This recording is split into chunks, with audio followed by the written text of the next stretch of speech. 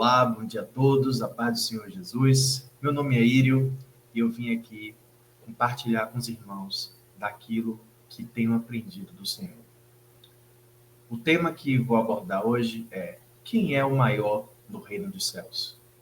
Vamos ver aqui no capítulo 18 do livro de Mateus. Primeiro vamos ler e vamos fazer a exposição do entendimento desse capítulo.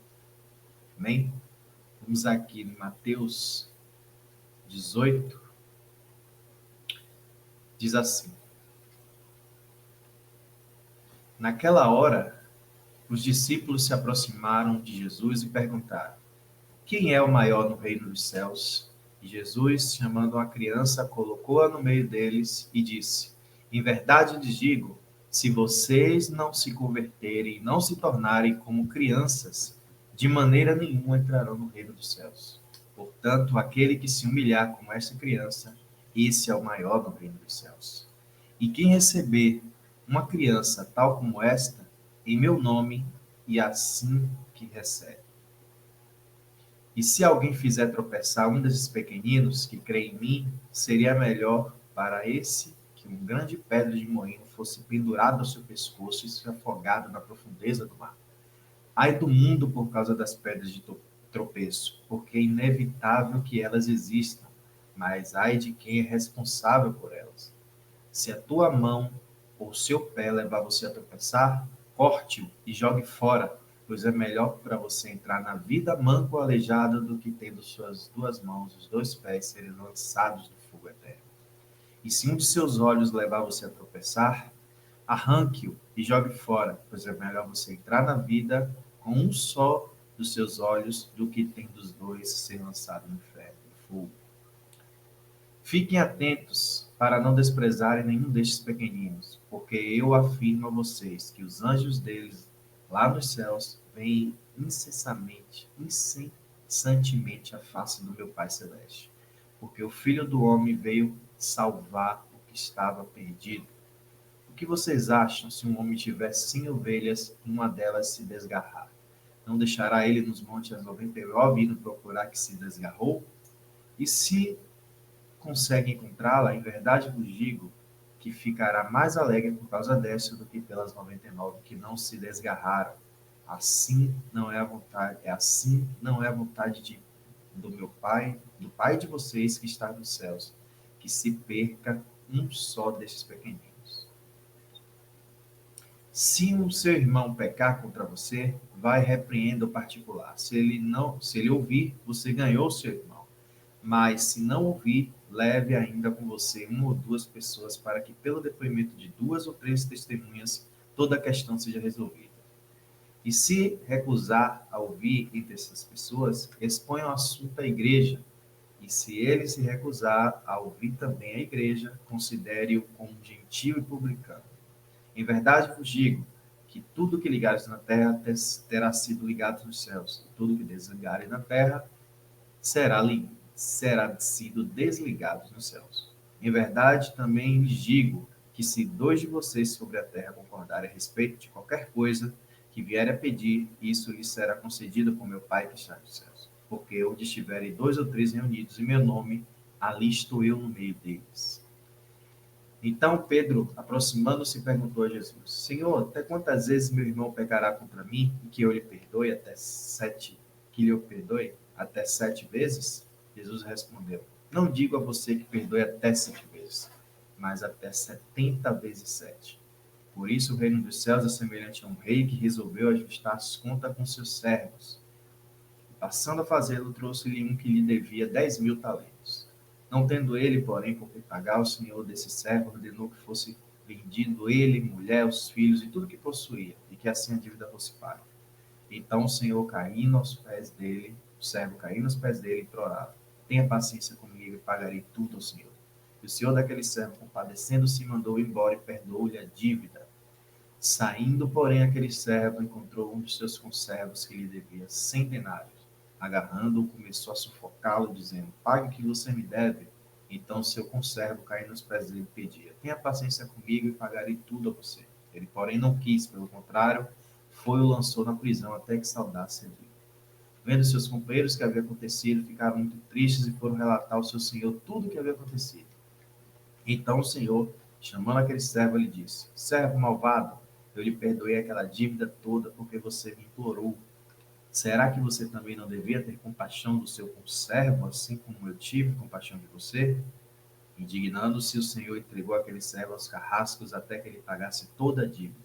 Assim também o meu Pai que está no céu fará com vocês, se do íntimo não perdoarem cada um ao seu irmão.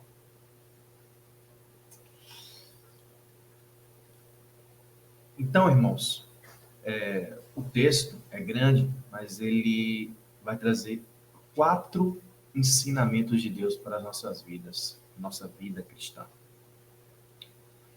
Do versículo 1 ao 10, Deus vai falar sobre quem é o maior do reino dos céus. Então o Senhor diz que o maior do reino dos céus é aquele que se torna como uma criança. Mas como podemos nos tornar uma criança? Já adultos. O que é que ele está querendo dizer com isso? E aí ele volta a dizer: aquele que se humilhar como uma criança, aquele que não se humilhar como uma criança, certamente não herdará o reino dos céus. Para que nós possamos herdar o reino dos céus, trazer um entendimento, devemos ser igual a uma criança.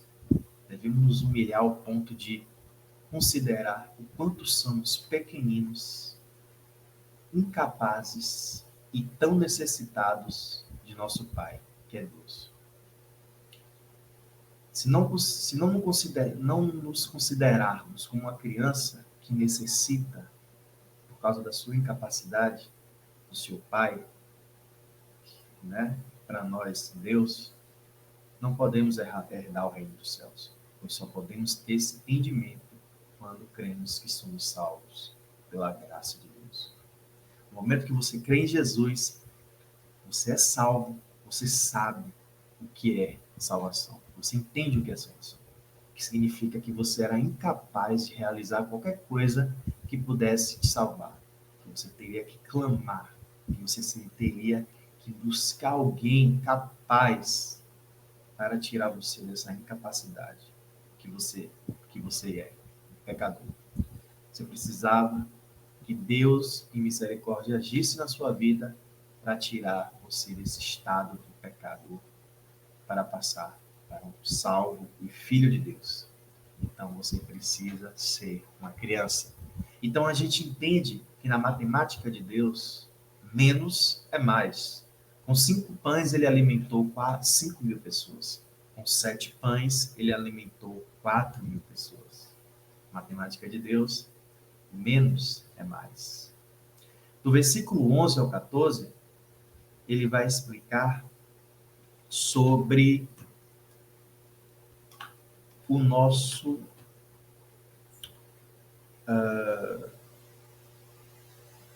estado. Que estado o homem natural está? O estado de pecador. Só que Deus, ele veio salvar aquilo que havia perdido. Ele veio salvar pecadores. Deus não veio salvar justos, mas pecadores.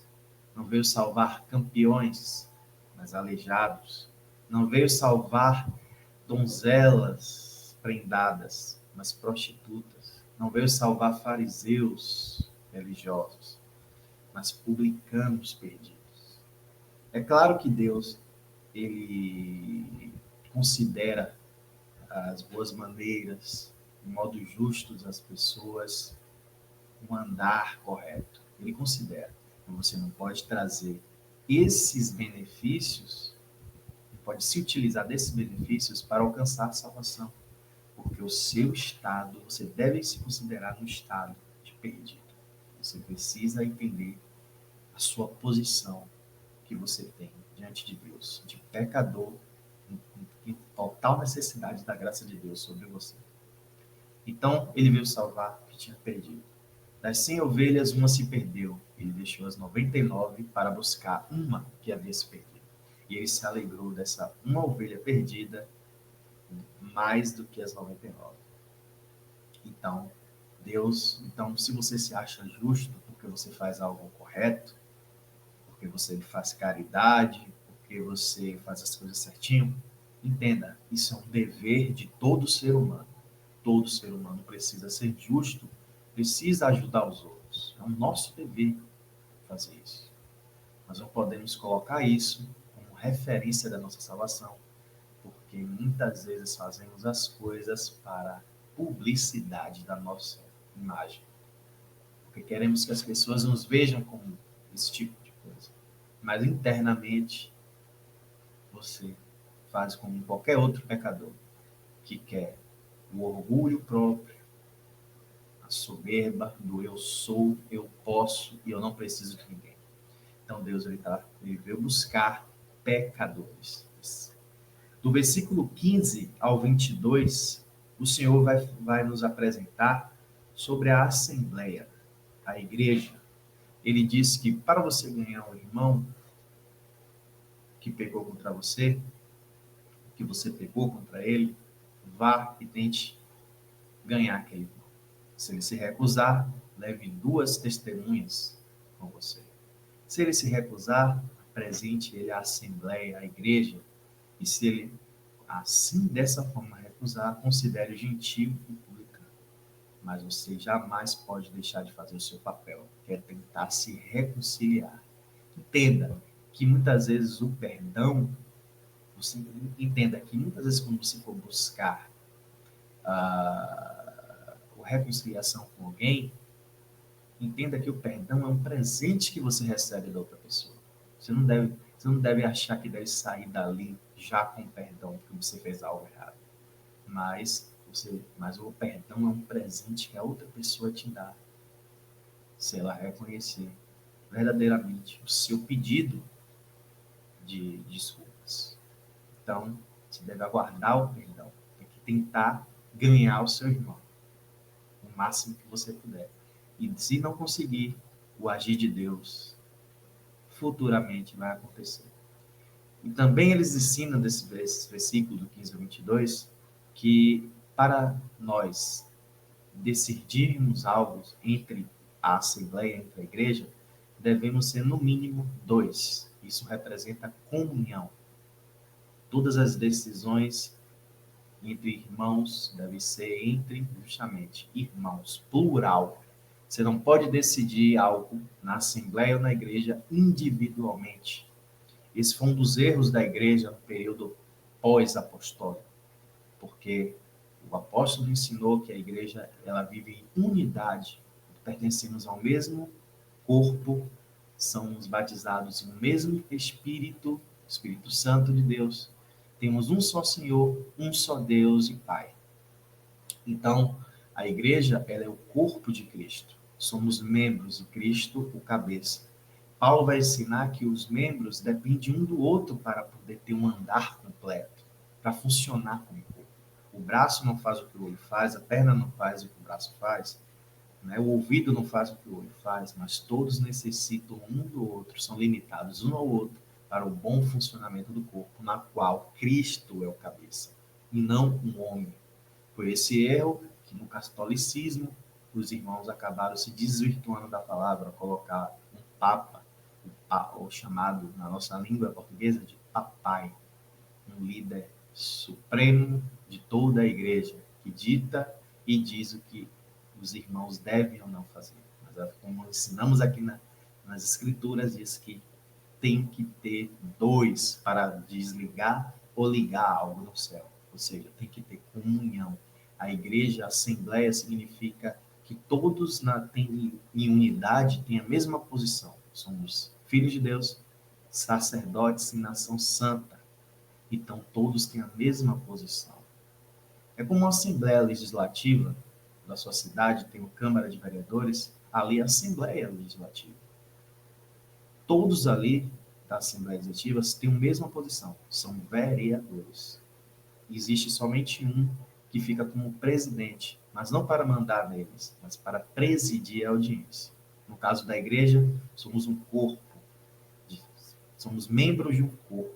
na qual o presidente é o Senhor Jesus Cristo, que é o cabeça. Então, todos nós, irmãos, estamos ombro a ombro, uns com os outros. Não somos maiores que nossos irmãos. Temos papéis diferentes, ministérios diferentes, porque Deus deu os dons de uns para outros diferentes, para o bom funcionamento da edificação, consolação e exaltação da igreja. Mas ninguém é maior que ninguém.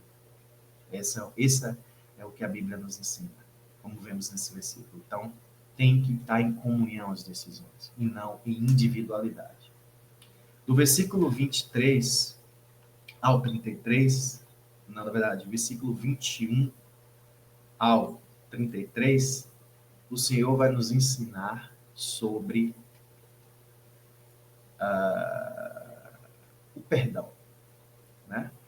Aqui ele vai falar, ele está falando sobre o quanto devemos perdoar no nosso irmão, né? João fala que devemos perdoar até 7 vezes. É muito importante a gente entender os números na Bíblia, que eles representam, eles têm um significado. Por exemplo, número 1 representa unidade. Todos somos um em Cristo. Em João 17, o Senhor Jesus orou ao Pai e disse: Pai, rogo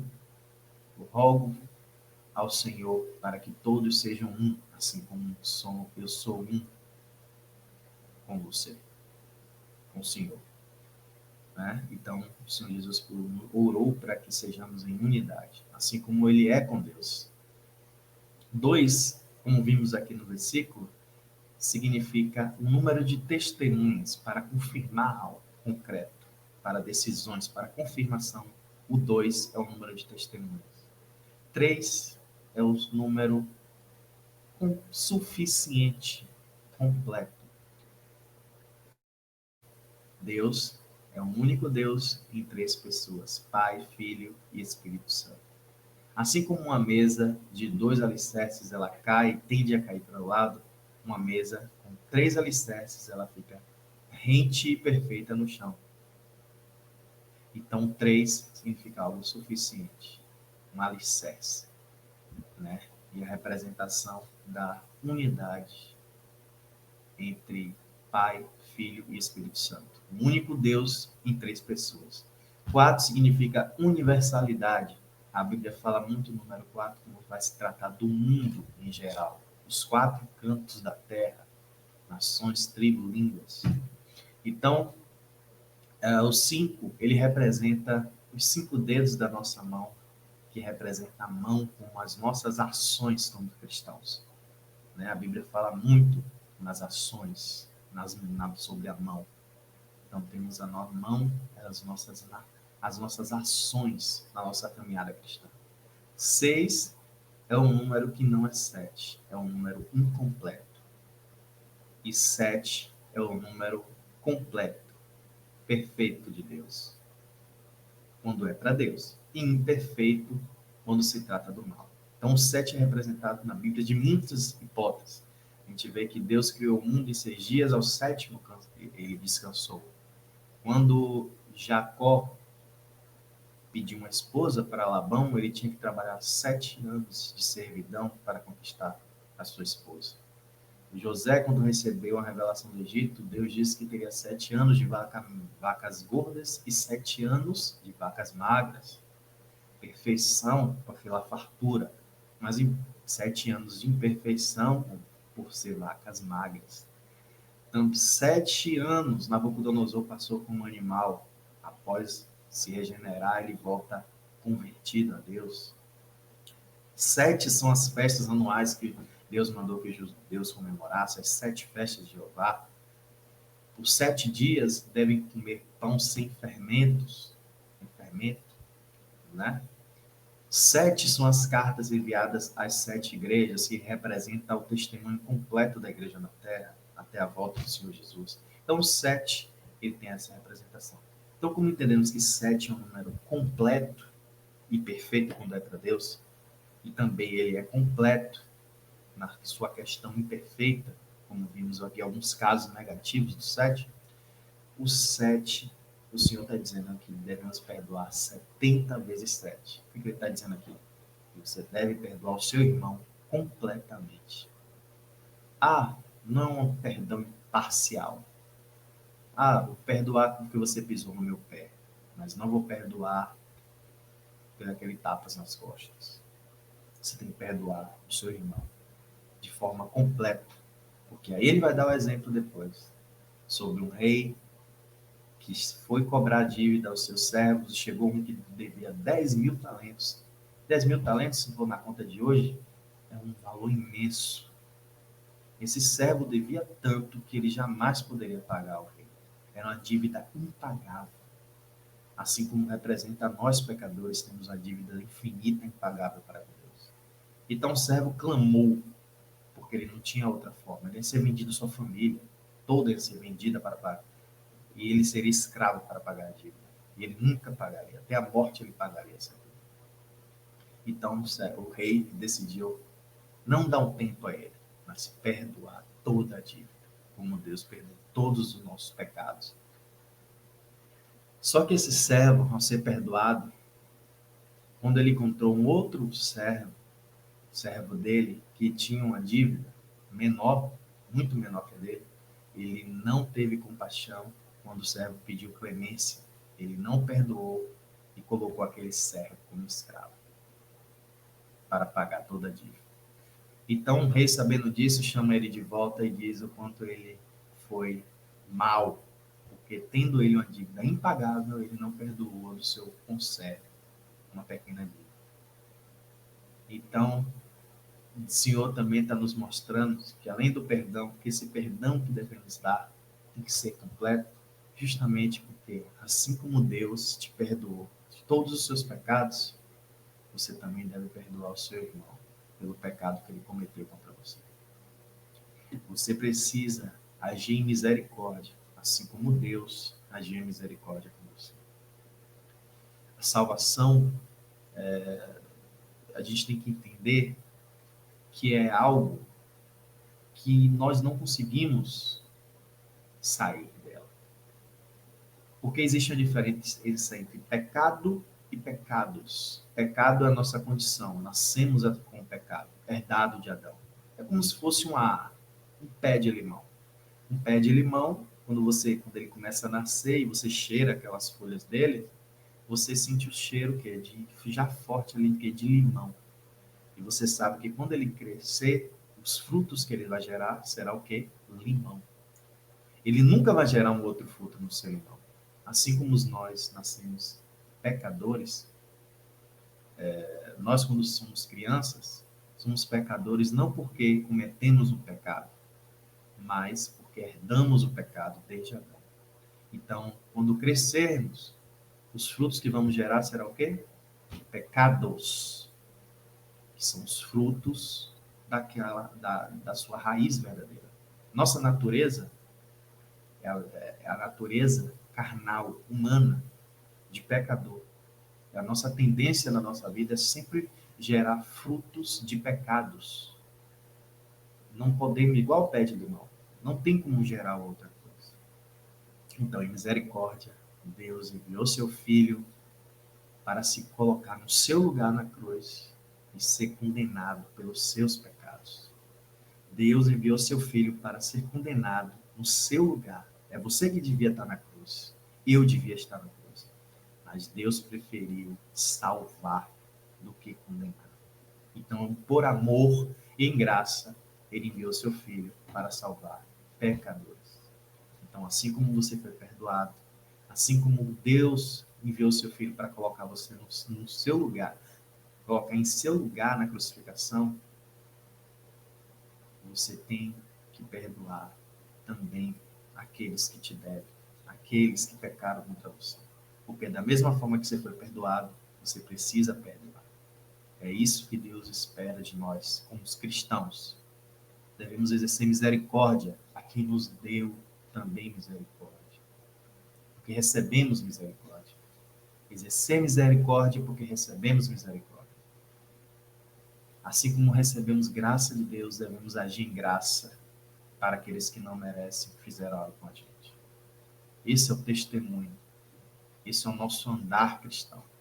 Então, esse texto também fala que devemos arrancar o olho, um dos nossos olhos, para que não entrarmos com os dois olhos no ferro. Nem os pés e nem as mãos. Isso significa que pelas mãos é as nossas ações. Os pés são o nosso andar cristão. E os olhos, aquilo que enxergamos, as coisas de Deus de forma espirituais. Então devemos ter um andar, as ações e os olhos voltados para Deus, como cristãos. Então, irmãos, podemos meditar nessa palavra. Espero que tenham entendido quão gracioso Deus é. E você, que ainda está em cima do muro, creia no Senhor Jesus. A salvação, ela está disponível para todos. E ela é uma mensagem urgente para quem tem pressa. Você precisa se aceitar o Senhor Jesus. Você precisa crer no Senhor Jesus hoje. Hoje é o dia da salvação. Você precisa crer nisso para ser salvo. Amém? Deus abençoe a todos.